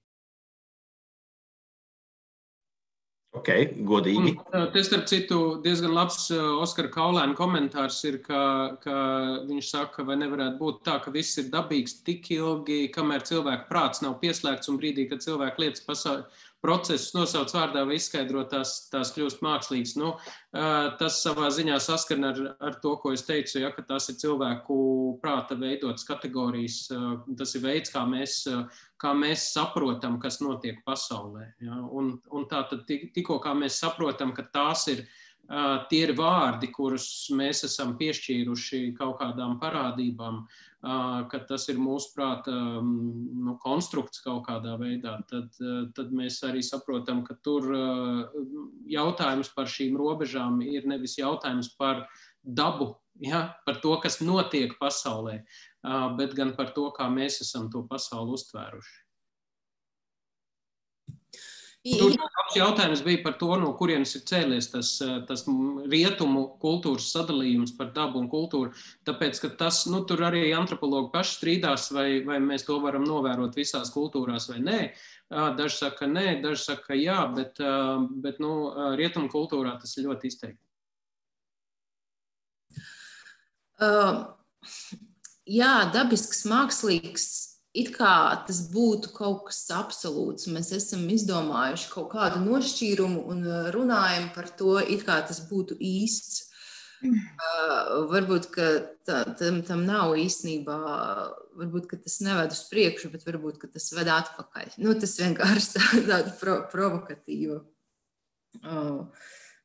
provokatīvs piedāvājums, jo man personiski daudz interesantāk ir ar valodu censties aprakstīt kaut kādus procesus un kustības, nevis tādus galapunktus. Dabisks un mākslīgs ir kaut kādi nosacīti galapunkti, bet es domāju, ka viss eksistē pirmkārt kustībā. Jā, varētu teikt uz skalas un varētu teikt kustībā. Varbūt pat labāk teikt kustībā nekā uz skalas. Es pievienotu tādu vēl vienu lietu, kas varbūt iztrūkst šajā sarunā, varbūt mēroga jautājums, kas ir tāda forša lieta, ko ģeogrāfijā apskata ārpus varbūt tādām pašsaprotamām lietām kā kartes un tam līdzīgi. Bet, jā, Laura jautā, varbūt viss, kas nav autentisks, ir mākslīgs. Autentiskums arī ir interesanta padarīšana.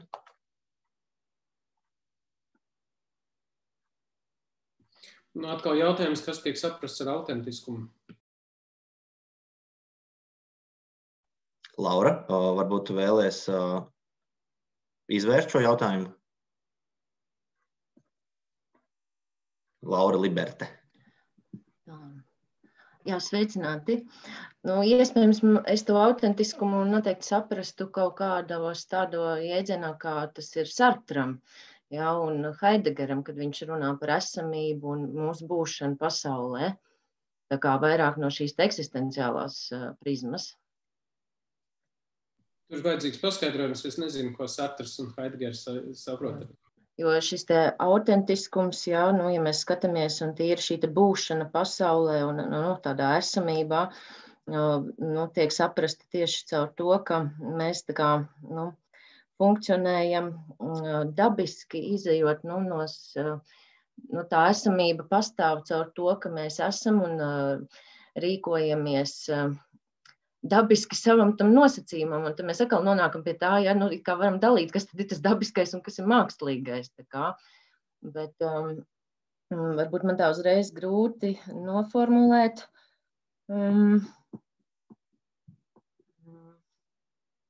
Bet varbūt tās es piedāvātu papilosofēt ārpus tās kategorijas, ja man liekas, ka tas autentiskums, viņš varētu būt vairāk tāds, no sevis izrietošs un autentiskums pretējs tieši tā mākslīgam, jā, kad mēs esam dabiski sev, nesamāksloti, miedarbībā. Jā, bet cilvēkam jau ir tik daudz to slāņu, ka tur atrast to autentisko, manuprāt, ir... Tas varbūt ir tas izējošais no es, jā? Kā es tveru to pasauli. Jā, bet tur jau tā problēma ir, ka tas es jau veidojas, viņš jau neparādās tā pasaulē tāda kaut kāda brīnumaina uzplaiksnījuma rezultātā. Tas es, kāds esmu es, ir rezultāts tam, visam tam, ko manī ielika tie cilvēki, kuru vidē es uzaugu. Un līdz ar to, un es to nevaru nekādi nošķirt no tā, kas esmu es autentiski, no tā, ko es esmu apguvis vai ko es izliekos, tāpēc, ka es esmu kaut ko apguvis un tā tālāk. Respektīvi, tur to slāņi ir šausmīgi daudz, un ja viņus noņems visus nost ar to sīpolu, ja, tad tur beigās nekas varbūt arī nemaz nepaliks. Jā, man šķiet simpātisks tas, ko Klaus pieminēja, to Morisu Bloku, jā, un man liekas, ka tas arī kaut kas uz to pusi, ja, par to gēnu, kas mums dod to iespēju domāt tādās transcendentālās kategorijās. Es pieļauju, ka tas varētu būt tam. Es gribēju piebilst par Heidegeru, kurš ir viens no 2 filozofiem, ko es esmu lasījusi. Viņam ir arī tāds kolosāls termins Seinsvergessenheit, kas ir, par ko viņš runā par esamības aizmirstību, ka cilvēks ir tā kā nevis, ka viņš dzīvo esamībā, bet viņš ir... tur mēs tagad neatreferēsim Heidegeru, bet varbūt veids, kā varētu domāt par mākslīgo, ir tieši šis te prāta konstrukcija, kur ir aizmirsts esamības šūnu līmenis un izejas punkts. Un es vispār nezinu par arhitektūru vai ekoloģiju, cik Heidegera idejas tiek uzskatītas par aktuālām vai vēsturiskām, vai viņš vispār tiek uzskatīts par sevi diskreditējošu, bet man kaut kā diskreditējušu, bet man kaut kā es neizbēgami, domājot par pasauli un vispār tām visām lietām, ko es daru,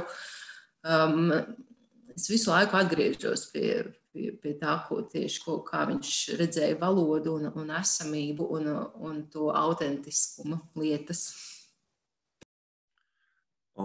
Es varu vismaz dizaina teorijā Heidegers tā redzami ir ir pieejams un acu priekšā stāv pilnībā, tagad nekomentējot neko, ko mēs zinām par viņu kā par cilvēku, ko viņš ir darījis paralēli, un pavisam noteikti building, dwelling, thinking essay ir ārkārtīgi būtiska.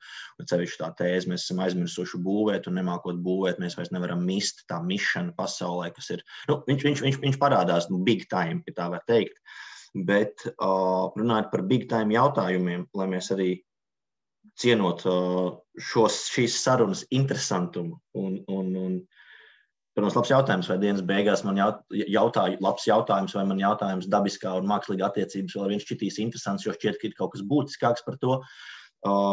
Ričard, vārds tev. Jā, labdien, sestdienā. Tas, kā es mēģināšu formulēt savu jautājumu, ir caur laika prizmu. Kas ir pagātne, tagadne un nākotne. Un attiecīgi par cilvēku kā domājošu būtni. Un šis manis jautājums savienos dabisko un mākslīgo kā vienu, kā sinonīms, kā no sevis neatšķirams vārdus. Un tātad par nākotni cilvēks domā. Un ja reiz bija runa par radīšanu, tad viņš izdomā, kas varētu būt nākotnē. Vai tā varētu būt politika, vai tā varētu būt ēka, ko uzcelt. Un tad tas varētu būt tāds radīts, attiecīgi mākslīgs. Bet ja mēs atskatāmies uz pagātni, kur arī kādreiz cilvēks domāja par nākotni, tagad jau tas ir noticis, attiecīgi mēs to esam jau ielikuši kā vides sastāvdaļu, kā pasaules gan vēstures, gan taustāmo sastāvdaļu. Tas kaut kādā mērā ir kļuvis dabisks, tas, kas kādreiz ir bijis domāts mākslīgs. Un tad ir tagadne, kur cilvēks reaģē, kur cilvēks kustās. Un to vienkārši to nevar izdalīt kā mākslīgu, jo tas vienkārši notiek. Tas bez mazā ir ārpus mūsu spēkiem to mainīt. Un kaut kā caur šīm 3 laika līnijām tas vārds dabisks un mākslīgs, un vienkārši tā kā sajaucās, viņi sakrustojās, un es vairs nejūt atšķirību viņiem. Vai jums ir kādi komentāri par to?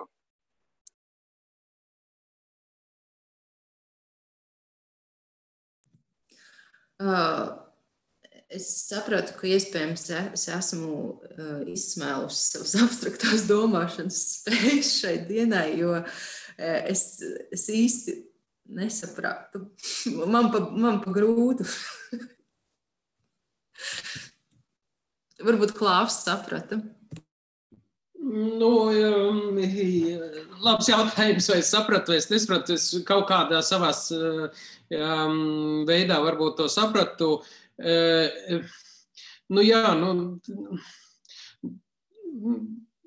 Mēs varbūt, ka varam arī šādā veidā mēģināt to dabīgumu, mēģināt kaut kā noformulēt. Tu teici, ka tas ir, ka tas dabīgais ir tas, kurā mēs esam pašlaik, tā tagadne un pagātne arī, kas ir jau noticis. Jā. Un nākotnē ir tas, kas vēl nav, un tāpēc viņš ir mākslīgs. Jā, un attiecīgi tajā brīdī, kad mēs būsim nākotnē, atkal mēs būsim. Tā jau būs tagadne, un tas jau būs kļūst par... Mēs jau nekad nebūsim nākotnē. Bet, jā, es nezinu, pat tajos mirkļos, kad es pieņemu šīs kategorijas, un tādās sadzīves situācijās, protams, mēs visu viņus lietojam. Es drīzāk domātu, ka tas robežšķirtne starp dabīgo un mākslīgo iet caur tādu ļoti antropocentrisku piegājienu. Tas, ko taisa cilvēks, tas nav daba. Tādā ziņā tas viss ir mākslīgs. Viss, ko mēs darām, tas nav dabīgs. Tas nav daba, tādā ziņā, ka daba ir tas, kas nav cilvēks. Tas varētu būt tāds vienkāršais veids, bet es nezinu, vai mēs varam tieši tā teikt, jo tas tādā gadījumā tas tā laika nošķīrums, ja, nu, tur pavisam citādāk tā dimensija sanāk. Jā, es varētu vēl papildināt Riharda teikto, vai šāda lineārā laika uztvere ir dabiska vai mākslīga. Jo, piemēram, tīri smadzeņu šūnu līmenī, ja, no kognitīvie pētnieki ir noskaidrojuši, īsti nav starpības starp dažādām nēsošām lietām, starp nākotni, pagātni un fantāziju. Un tā pati vieta, kur glabājas mūsu atmiņas par notikumiem mūsu dzīvē, tā pati vieta, kur glabājas atmiņas par mūsu sapņiem, vai naktī sapņotiem, vai dienā cerētiem. Un tādā ziņā tīri tā kā prāta un apziņas līmenī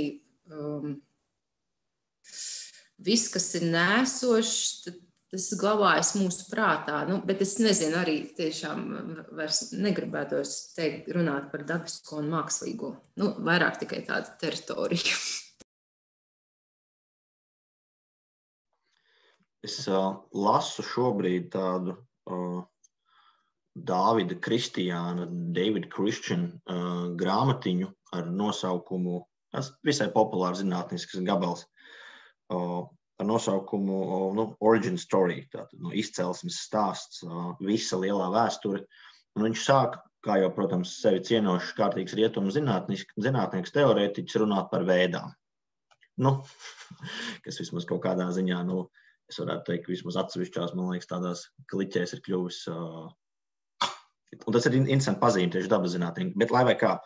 Un viņš pievelk klāt to visumu izcelšanos un to, ko mēs par to lielo sprādzienu saucam, un saka, jā, ka kaut kāda nebija nekas un kaut kas radās, un tā viņa tēze beigās ir tāda, ka tas no kurienes kaut kas rodas, tam vienkārši piemīt potenciāls. Tā ir potencialitāte, no kuras vienkārši iznirst, parādās, ienesās pasaulē. Tam var vilkt paralēlis ar, es negribu tagad samelotēt, bet, un ja es pareizi izprotu, kas noteikti man ir nepieejama kosmoloģija, šis aborgēnu sapņojums, jeb dream time, no kurienes viss iztek laukā, tad tā man atbild beigās, Agnes, uz to jautājumu, kāpēc jautājums par to, kas ir dabisks un mākslīgs, varētu būt būtisks, jo par viņu domājot, iespējams, mēs tam, kas ir vērtīgs, varam to potencialitāti labāku piešķirt.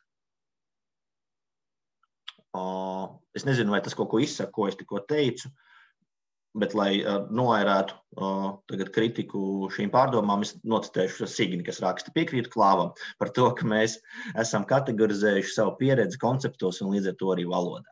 Konceptualizēšana, protams, ir palīdzējusi cilvēcei attīstīties, taču ir vērtīga tajos brīžos, kad nonākam strupceļos ar definēšanu un skaidrošanu, un brīžiem strīdēšanos un plēšanos par patiesību atcerēties, ka tas, par ko mēs strīdamies, ir kategorijas, kuras prāts ir izdomājis, nevis tas, kas ir. Man šķiet, ka šāda atzūmošanās no sava prāta autoritātes ir vajadzīga, lai iedotu telpu empātijai, ko minēja Agnese sākumā. Signe, es parakstos zem šī, ko tu saki.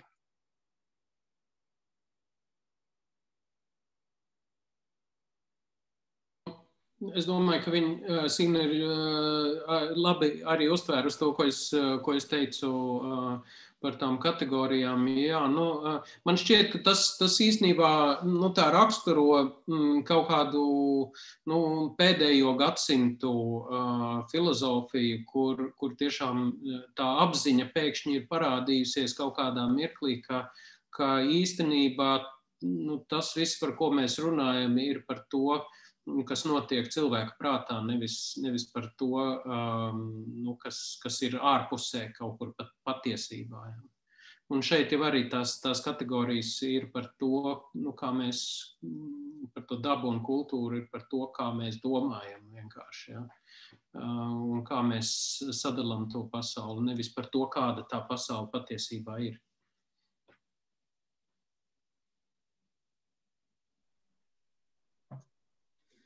Ņemot vērā, ka mēs netiekam klāt tam, kāda pasaule patiesībā ir, Viņa nav nekāda. Tur jau tā lieta. Tā pasaule ir tāda, kā mēs viņu esam savā prātā sakonstruējuši. Ja? Tas ir tāds vienlaikus grūti to iedomāties, ja? Kad mēs ejam par skaistu pļavu, kura ir zaļa un saule mūs silda un virs galvas ir zils debesis ar baltiem mākoņiem un saule tur spīd un viss ir ļoti jauki. Un ja mēs saprotam, ka tā visa īstenībā nemaz nav, ja? Ka tie ir dažādi viļņi, kuriem nav ne krāsas, ne garšas, nekā no tā visa, kā mēs to uztveram. Ja? Tas ir par to, kādas ir mūsu tās smadzeņu funkcijas, kuras ir veidojuši šo pasauli. Un es savukārt piedāvātu tādu tēzi, ka tas, kam mēs netiekam klāt ar domāšanu, mēs tiekam klāt ar ķermeņa izjūtām. Un iespējams, ka tas var sniegt ļoti labu ieguldījumu arī mūsu domāšanā. Vienkārši, kaut vai arī, man liekas, arhitektūrā daudz par to domā, ne? Kā vienkārši ķermenis jūtas sēžot kādā telpā. Un tās ir tādas lietas, ko nav iespējams izdomāt. Tam ir sakars ar mūsu telpas sajūtu. Un, manuprāt, tas nav pietiekami novērtēts un integrēts. Visa informācija, kas ienāk caur mūsu maņām un kā mēs sajūtam atmosfēru, piemēram, un kā mēs vienkārši kur jūtamies. Un es arī ieteiktu, varbūt, ka Jānis vairākas reizes jau ir atkārtojis tādu tēzi, ka mēs netiekam klāt tas, kas patiesībā ir. Es varbūt ieteiktu šo uzskatu pārfrāzēt jautājumu formā. Un tad skatīties, kas notiek. Un ne tikai prātā, bet varbūt kā atvers kaut kādas pavisam jaunas fiziskās domāšanas veidi. Jo ne tikai mūsu prāts spēj domāt, bet arī mūsu šūnas domā.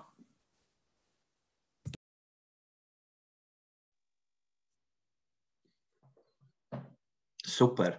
Es esmu ļoti, ļoti priecīgs par šo sarunu un priecīgs par to, ka sākumā 58, bet jau 44 cilvēki, manuprāt, baigi forši, ja neapzināti, tad varbūt neapzināti arī interpretējuši to, ka varbūt kaut kas ir aizliegts un mēs kaut ko nevaram dabūt šonadēļ veikalā, bet mēs varam dabūt kaut ko tādu, kā pieņemsim šo te sarunu.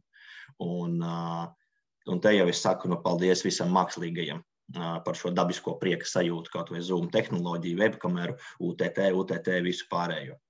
Ļoti interesanti, Agnes, ka tu pieminēji Burning Man, jo par Burning Man būs mūsu nākamā lekcija. 20. decembrī, neļaujot man samelot, Ričard, Elīna, Tīna. Kārlis Kandarovskis, Čikāgā dzimis trimdas latvietis, šobrīd Cēsīs Pasaules Latviešu mākslas centra direktors, kurš, negribu atkal sameloties, bet daudzus gadus, ja ne 10, tad noteikti ļoti tuvu ir palīdzējis būvēt Burning Man šo te eksperimentu, ko kļūdaini. Tātad pasaules lielākais pilsētu plānošanas eksperiments, ko kļūdaini dēvē par festivālu, kuru jāierodas ir katram sevis cienošam startup īpašniekam šobrīd.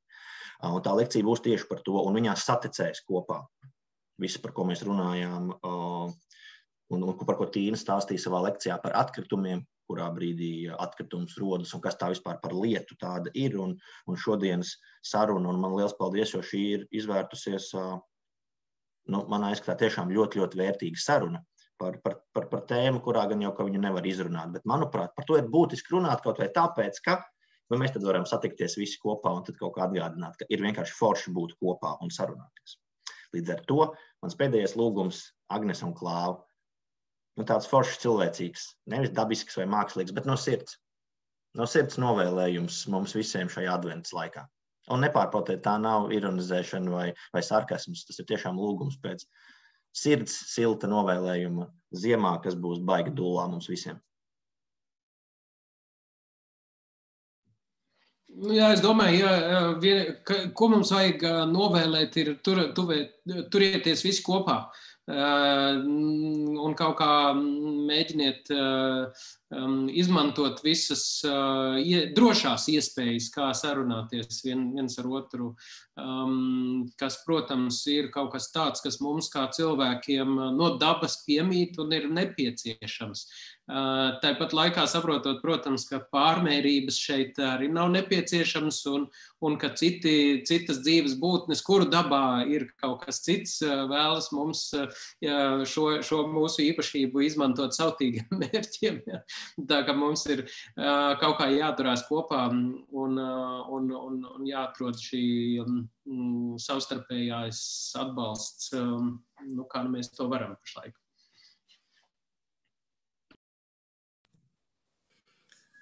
Mans novēlējums ir, ja jūs nevarat iet ārā, tad ejiet iekšā.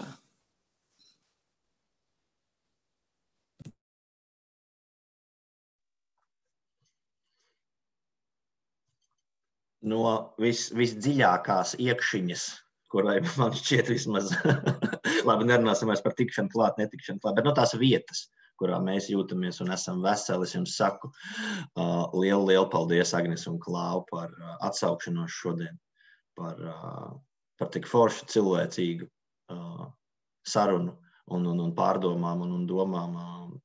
Mēs Cēsu Pluruniversitātē ārkārtīgi augstu vērtējam visu, ko jūs darāt, un vēl jau vairāk to, ka jūs jau šajā brīdī, un es jau ceru, ka nākotnē varbūt uz palikšanu, mēs tur nākamgad domājam tādu foršu vasaras skolu par tēmu dārs, kā vietu, kurā atsākt kaut ko, kas tas ir, varbūt kaut vai sarunas par micēliju.